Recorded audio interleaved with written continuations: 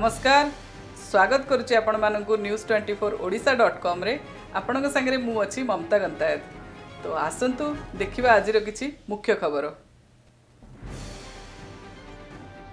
मानव सेवा ही माधव सेवा।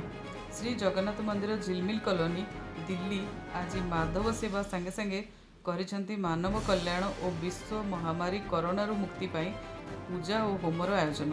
यही पूजा और होम जगन्नाथ मंदिर रे थिबा विघ्नहर्ता श्री गणेशंक पाखरे प्रतिदिन करा जाउछि।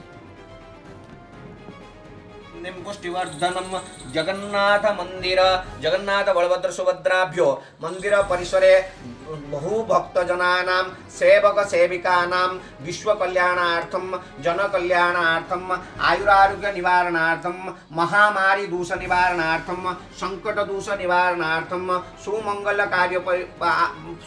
कार्य परिपूर्ण सिद्ध्यार्थम मंदिर उज्जवल प्राप्त्यर्थम बहु जीवन प्राप्त्यर्थम सकल यश कामना प्राप्त्यर्थम आयुरारोग्य अभिवृद्धि सिद्ध्यार्थम दीर्घायु प्राप्त्यर्थम वासुदेवाय स्वाहा इदं वासुदेवाय नमः। ओम नमो भगवते जगन्नाथाय स्वाहा इदं जगन्नाथाय नमः। ओम नमो भगवते बलभद्राय स्वाहा इदं बलभद्राय नमः। ओम नमो भगवते श्री सुभद्राय स्वाहा इदं मा सुभद्रा वेनेश्वरलक्ष्मी पापात्म्यं कृत। आज यही विकट कोरोना संकट परिस्थिति रे सामना करुचंदी मानव समाज। आपण मानको जणाई दिया जाउची जे यही संकट और लॉकडाउन समय रे श्री जगन्नाथ सेवा संस्था झिलमिल कॉलोनी दिल्ली रो श्री सुकांत विश्वाल चेयरमैन को अध्यक्षता रे एवं Shri Somnath Barik president, Shri BN Satpathy vice president, Shri Abhay Mohanty vice president, Srikant Rout और सत्यव्रत दास मैनेजर प्रथम पर्यायर प्राय 400 लोकों को सहायता सामग्री जोगाई।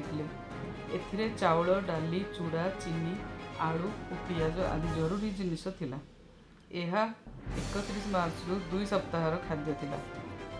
सहृदय सहायता करथिले श्री विजय कुमार सामल, डॉक्टर अशोक कुमार महाराणा, श्रीमती सुजाता सेठी, श्री नरेश कुमार गर्ग, श्री जयंत साहू, श्री केसी अग्रवाल, श्री नवीन जिंदल, श्री विश्वजीत दास एडवोकेट, श्री सचिन दास एडवोकेट, श्री क्षीरोद कुमार पटनायक एडवोकेट, श्री ताराचंद तायल, श्री बिरंची नारायण दास, श्रीमती संघमित्रा राय और श्री चिन्मय महांती। यह छड़ा श्री जगन्नाथ सेवा संस्था स्थानीय डीसीपी पूर्व दिल्ली साहाद्रांगू एवं doctor AK Mahapatra chief technical adviser Delhi police को संस्थार यही सहायता काम पास देथिबा जोगु कृतज्ञता ज्ञापन करछन्ती।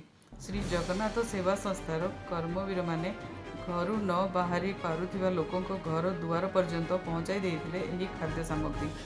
श्री जगन्नाथ सेवा संस्था तरफ द्वितीय पर्यायर खाद्य सहायता 4 एवं 5 एप्रिल संध्यारे 165 परिवार को दि जाइथिला।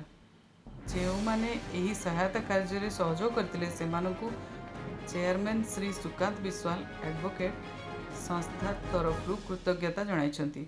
सेवा संस्था तरफ समस्त लोकों को निवेदन करा जायतिला सेमाने घरे रहंतु और ठीक रहंतु।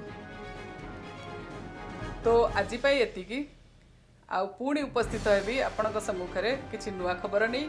सेतेबेल पर्यंत देखुथांतु, लाइक करंतु आ सब्सक्राइब करंतु आम चैनल को news24odisha.com। नमस्कार।